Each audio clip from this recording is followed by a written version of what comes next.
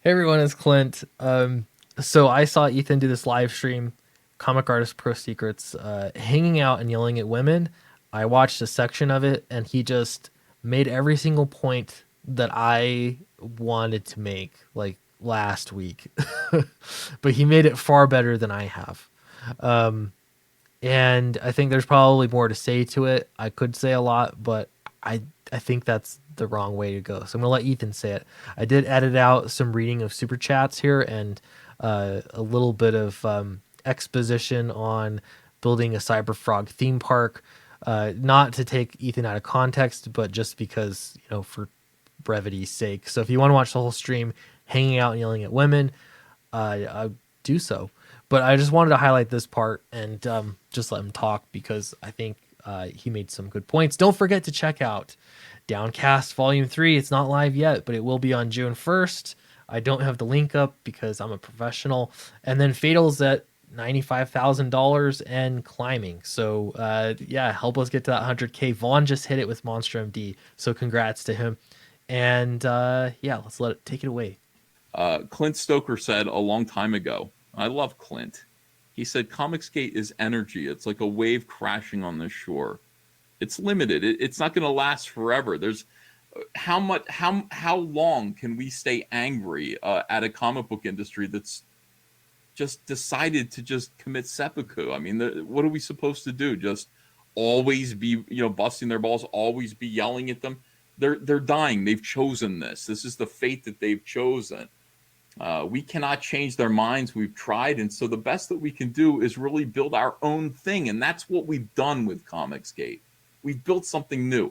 All Caps Comics came from Comicsgate. I'm Comicsgate to the well, Doug Tenaple once said I'm Comicsgate to the bone, which didn't turn out to be true. I am Comicsgate to the bone, and I always will be. And I'm grateful that, being around you guys, being around Zach, listening to what he had to say, restructured my thought process and inspired me to create All Caps Comics and bring back Cyberfrog, and now build this company into something that is growing. More people are going to be published through All Caps Comics, and we can compete. It would be great. And I just want to echo here my own point. Comicsgate inspired me to create a YouTube channel, inspired me to be open about my views about what was happening in entertainment and elsewhere in the world right now with culture. It inspired me to try again to publish that book series that I had been wanting to publish in comics, Downcast. It was titled something else at the time. It it is part of my history, and that'll never change. My opinions have never changed.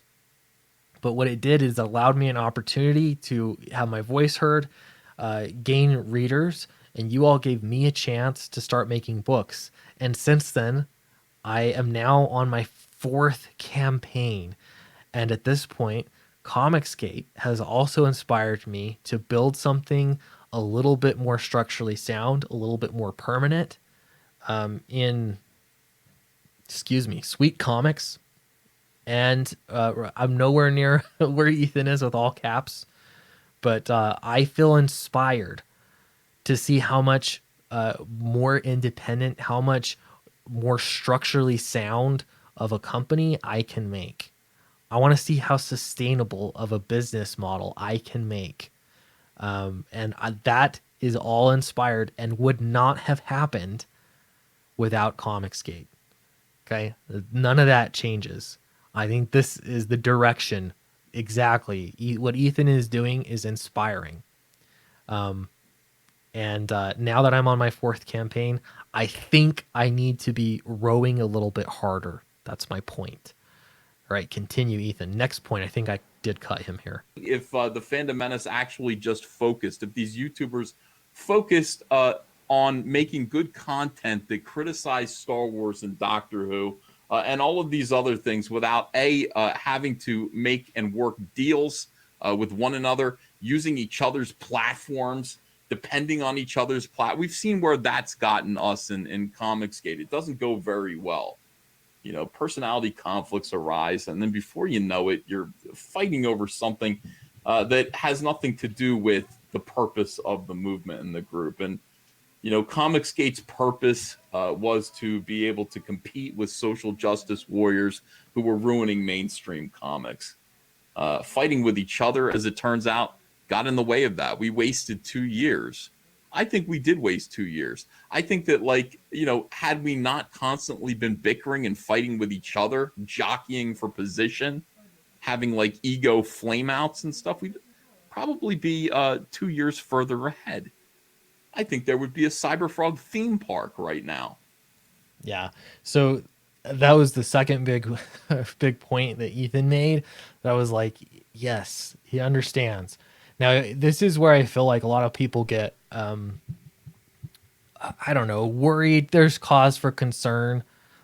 Something's you moved the cheese. So is that the terminology? Something has changed. If you are a small creator and you're working on your first campaign, don't worry. Don't worry about any of this stuff. You got to get scrappy and just do whatever you can to get your book seen. Maybe you're on your second campaign. You got your first one funded. You're on your second campaign. Congratulations. You're really relatively few people have made it that far. Congrats. You still have to be really scrappy and get it done. See what you can do. Or maybe if you're your third campaign. I'm on my fourth campaign now. And so I feel inspired I have to test out what I can do. Okay. I want to be a little bit more like all caps comics because I think that it makes sense what he's done, what he's building there. So I want to be a little bit more like that and less like the fragile, precarious relationship that he has explained here, he has outlined before. That has caused a lot of problems. Apparently in the fan, I don't know what's going on in the fandom menace. Honestly, I have no clue whatsoever. But I think it's a mistake to ignore. Like when you see the same exact pattern unfolding, you could kind of begin to see what human nature and the internet does. You can kind of see how that goes. And so I think that there are some really easy precautions you can take to avoid those problems. And one of those is like rely on you. Clearly you're always relying on it. Comes down to backers and readers. That's what the business comes down to. Focus on that. But it doesn't focus on, hey, I need your platform in order for me to succeed. That's a problem. And you don't see Ethan doing that. And actually he's doing less of it than he did before, a lot less. Relying on whatever other channels. I'm not sure that he ever did, but he doesn't stream with the Fandom Menace anymore, the High Council or whatever. He stopped doing that kind of stuff. And I think for a lot of good reasons, actually. So I'm going to let him continue. Cyberfrost, Salamandroid roller coaster. People with the ego problems. I guess what I want to say is if you're not here to make a change, if you're not here to affect change and raise awareness about what SJWs are doing to Star Wars and comics and all these things, if you're just here to get super chats, anybody else want to send me super chats? What if I complain and cry? People are being mean to me. SJWs are mean. Super chats? No. I don't do it right. All right. The point he made there, I know it seems like he's just being silly, but this is actually something that happens a lot. I'm not specifically saying Comicsgate. I'm saying it happens on the internet. This is what happens.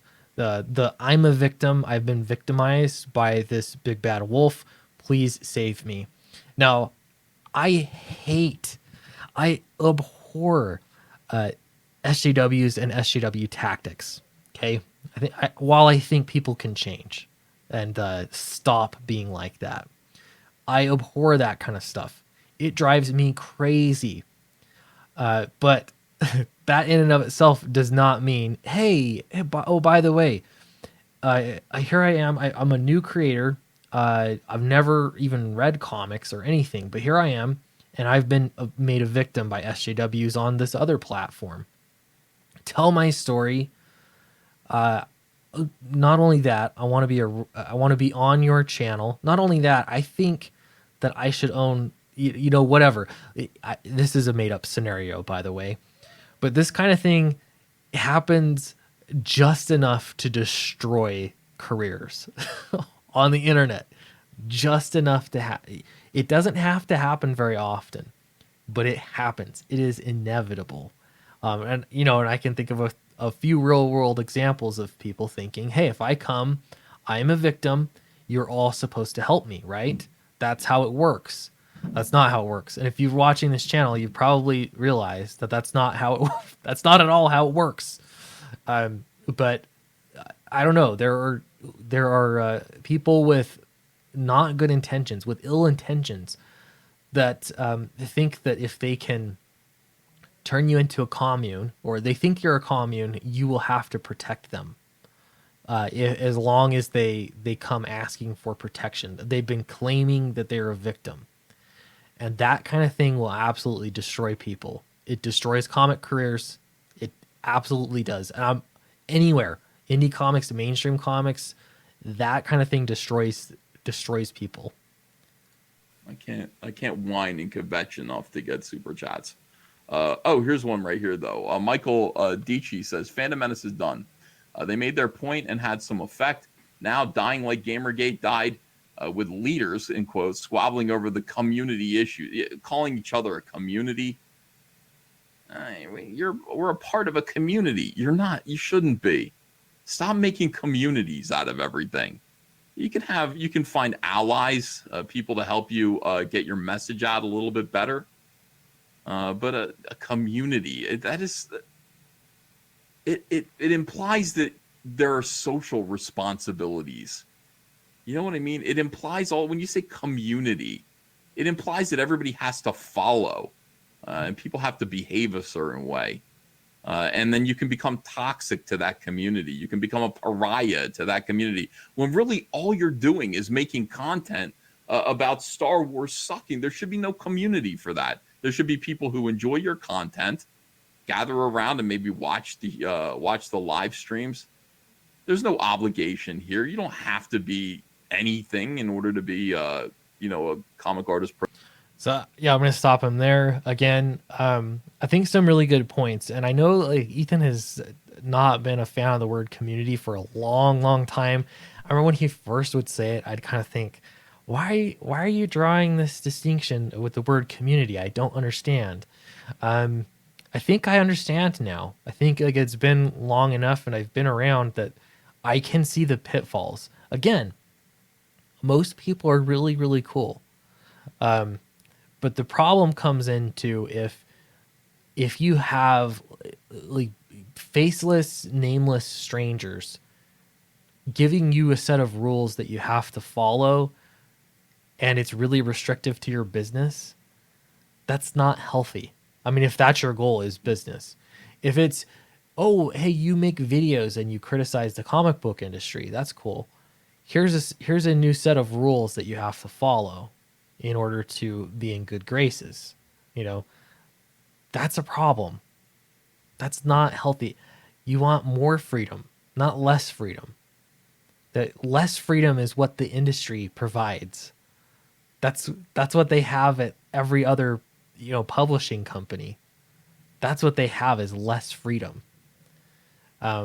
So I guess I understand this. Again, if you are a small creator, I don't think this stuff actually really matters that much. I'm a small creator, but I want to be a big creator. And so I think I think I've got I'm facing down some learning curve that I need to go over. Right. And, I don't know. I'm really looking at how Ethan's doing things. I'm looking at how many others are doing things. And, one thing that they definitely aren't doing is relying on anybody else except for readers to make their products work. So I think that's important. So anyway, I think he had a little bit more to say here. I'm going to let him finish off.